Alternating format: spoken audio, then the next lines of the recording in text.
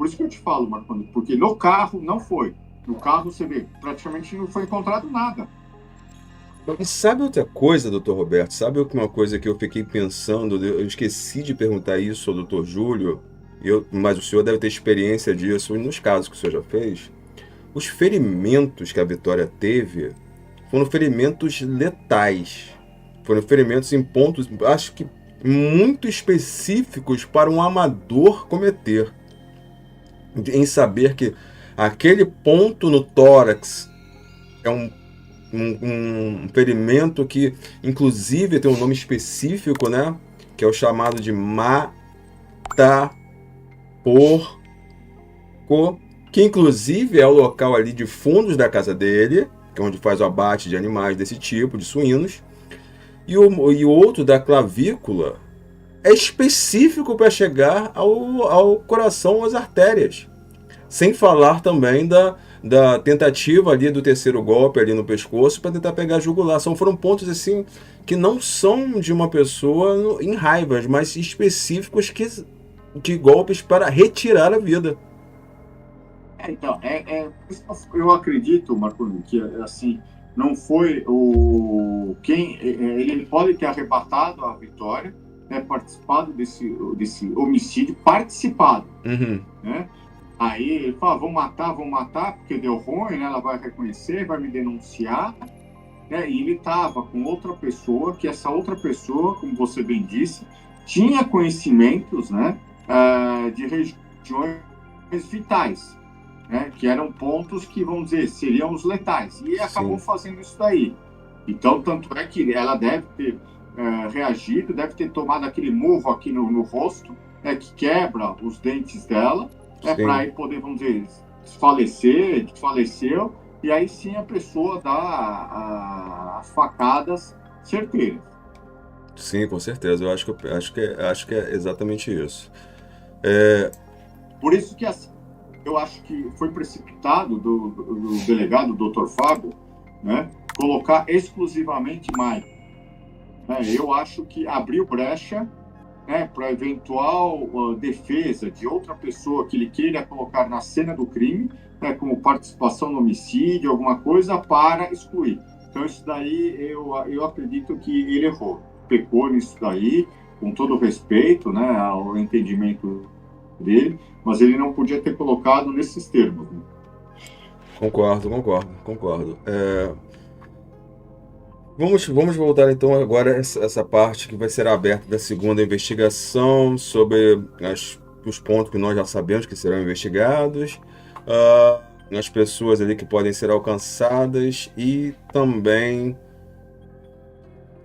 os exames de DNA. Pode a delegacia chamar pessoas assim aleatórias que talvez eles desconfiem para uma conversa dentro da delegacia, serem intimadas para prestar algum tipo de esclarecimento e assim convidar a dar uma amostra do DNA? Aí é aquela coisa, Marconde, ninguém é obrigado a produzir prova contra si mesmo. Né? Então, já começa por aí que, vamos dizer, se o delegado intimar 10 pessoas lá a prestarem depoimento, e nesse depoimento colher, ser obrigado a colher aqui o material genético, né? Não existe isso daí, não pode fazer ter essa obrigação, essa obrigatoriedade, né, de fornecer o material genético, porque ninguém é obrigado, né, como eu disse, a produzir prova contra si mesmo, a não ser que o delegado fale, ô fulano, né, o seu X, né, o senhor está sendo aqui e tal, né, então eu preciso do seu material genético. Aí ele fala, tudo bem, eu vou fornecer porque eu não estava lá, né, não é meu material genético, é por exclusão. Uhum. Né, mas aquela pessoa que se recusar, e pode se recusar, não há nenhuma, vou por, é suspeito, não é direito seu não fornecer, né, elementos para a autoridade policial para produzir provas. Né? Então, aí fica difícil, aí o delegado vai ter que trabalhar, né, se tem banco de dados dessas pessoas, com certeza não deve ter, e aí sim trabalhar com outra linha, outras provas técnicas, né, ou às vezes até mesmo aí eu vou pôr um subterfúgio, mas aí é uma prova ilícita, né? O pessoal vai lá, aquilo lá, bebe uma água, fica o copo d'água lá e leva esse copo para a perícia, né? é uma prova, assim, que no futuro é inválida, né? Porque ela não foi autorizada pela pessoa que forneceu, teria fornecido supostamente esse material. Eu lembro, eu lembro do caso da Flor de Lis, que o filho da Flor de Lis, esqueci o nome dele agora, o que tirou a vida do pastor, ele botaram ele para conversar um tempão, deixaram ele bem à vontade, deram uma água para ele, depois deram outra água, depois pegaram os copos que ele jogou no lixo e fizeram o exame de DNA e deu positivo. Aí falou assim, olha, tava no lixo, lixo é público. Ele não levou para ele, lixo é público, vamos utilizamos. E pegaram. Eu sei. Aí, assim, eu vou falar, se tivesse pego uma defesa combativa, né, assim, que fosse até o Supremo, é uma prova nula, né, porque não consegue sustentar isso daí. Eu entendi, por isso que eu falei do copo d'água, Uhum. porque eu estava que era da Flor de Lis, né, mas foi isso daí mesmo, né. É. E, mas só o fato, vamos pensar aqui, né, doutor Roberto, só o fato, eu chamo fulano lá, vou chamar lá uma pessoa de, sei lá, vamos pensar no nome que começa com C, Cláudio.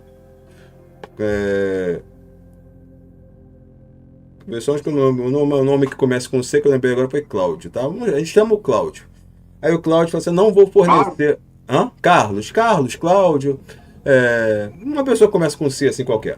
E aí eu chamo essa pessoa, o Carlos ou o Cláudio, e falo assim, se me dá uma amostra do seu DNA, ele vai falar assim, não vou te dar nada.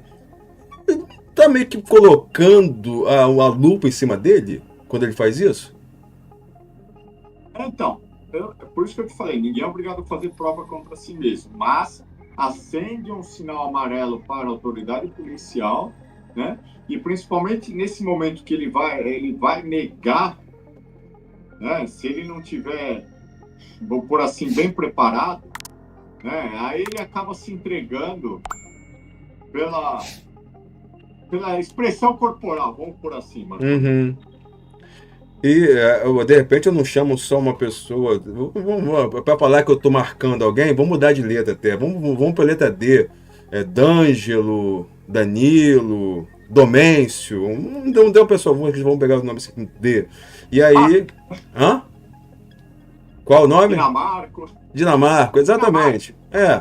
E a gente chama ele também. E ele vai lá e fala assim: eu não vou dar material nenhum, não quero, vou ficar calado.